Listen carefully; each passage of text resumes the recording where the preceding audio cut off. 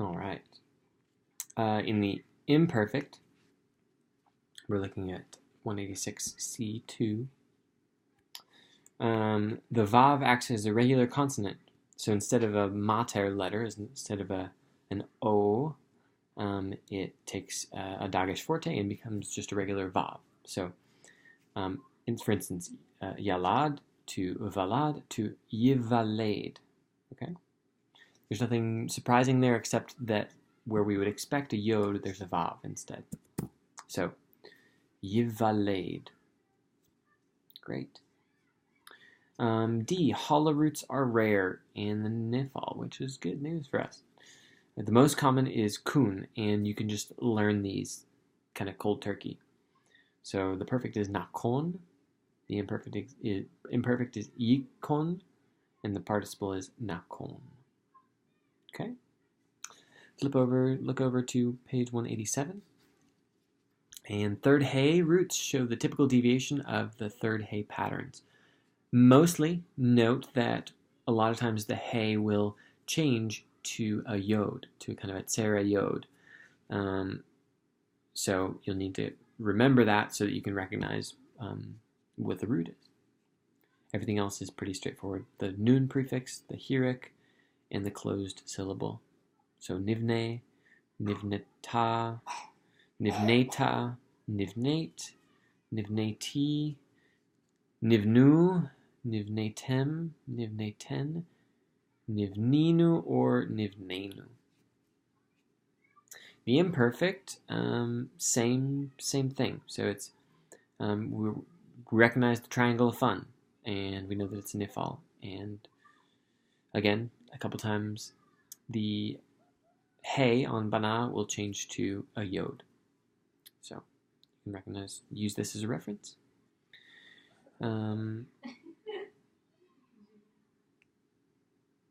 This is interesting. So take a look at number 3 on page 187. In some cases, we've seen this, that the jussive form is different than the imperfect. A lot of times they're the same, but sometimes there's a significant difference that allows us to know for sure, oh, this is a jussive, or oh, this is imperfect. One of those examples is if you remember that the imperfect of haya is yehye, but the jussive is yehi. So when we see in Genesis 1, yehi or, we know it's let there be light, not just there will be light. So just like that, here, take a look at the jussive, yiban. Okay? The imperfect of that would, if you look back up, would be yibane. It keeps the final hey.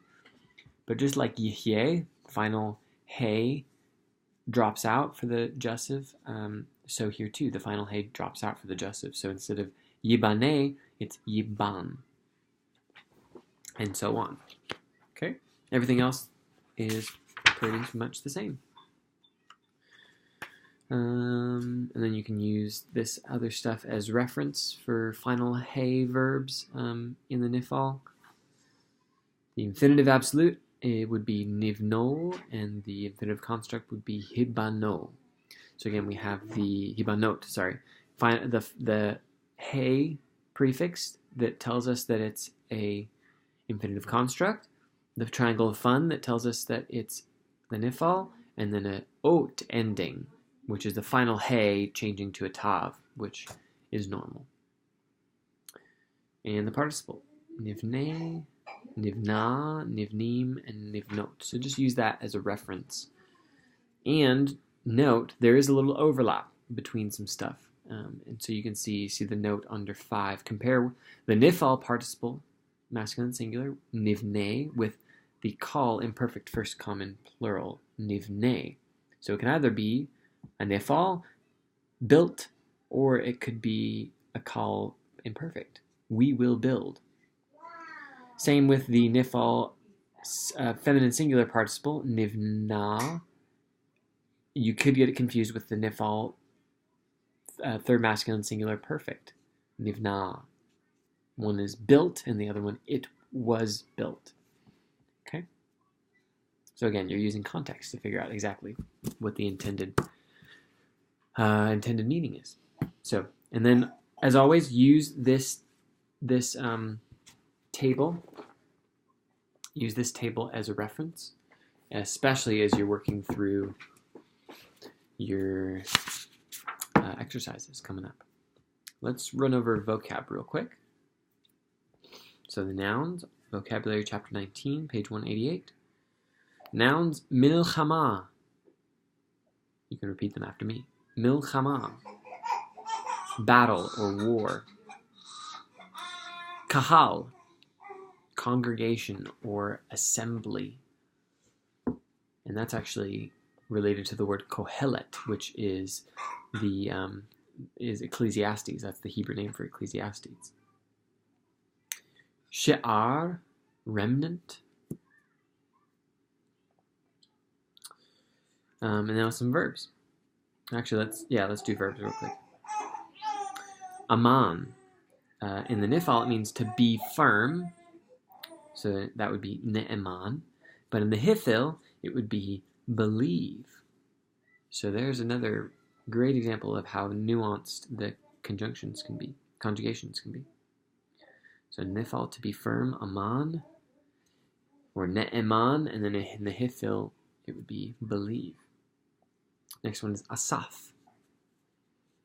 In the kal, it means to gather.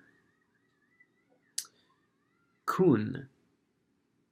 In the nifal, it means to be firm or established, and it'll show up as nakon. Let's finish out the verbs on page 189. Yatar. In the nifal, it means to remain or be left, and it'll show up as notar. Again, you can see the yod reverted back to its original vav, and so that's what the vav there is. And yeah, the whole in vav plus the nun prefix tells you that it's a nifal. Lacham in the nifal means to fight or wage war, and that's related to the noun we just learned, milchama, to fight, and in the nifal it would show up as nilcham.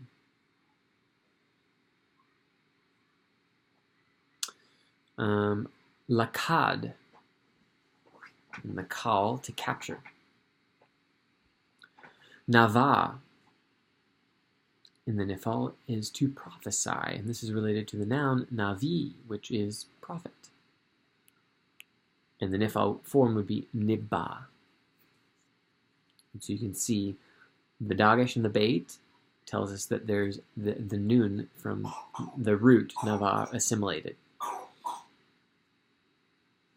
Next one is nagash, to draw near, approach. And okay, the perfect always uses the nifal form, and that's nigash. Again, you can see the nun assimilated into the gimel. But the imperfect uses the kal, so it's yigash. Okay.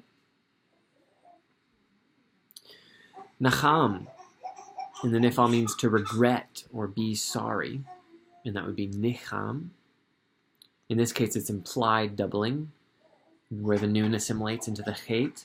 It's implied doubling. It doesn't show up because it can't take doubling, but it's implied. So nicham. And then in the PL, it actually means to comfort. Nicham. There's a little bit of overlap between these two. Look at those. They look exactly the same. So you need to use judgment on whether it's intended to be a nifal, regret, be sorry, or a PL, comfort. Sha'ar. In the nifal means to remain or be left. And it'll show up as nish'ar. And that's related to the word for remnant, she'ar. Okay? To remain, to be left. And last one is shava. In the nifal, it means to swear. And it'll show up as nishba. Okay? All right. That's all for today. Good luck with the exercises. And remember, prefix nun, Hirik, and the triangle of fun. All right.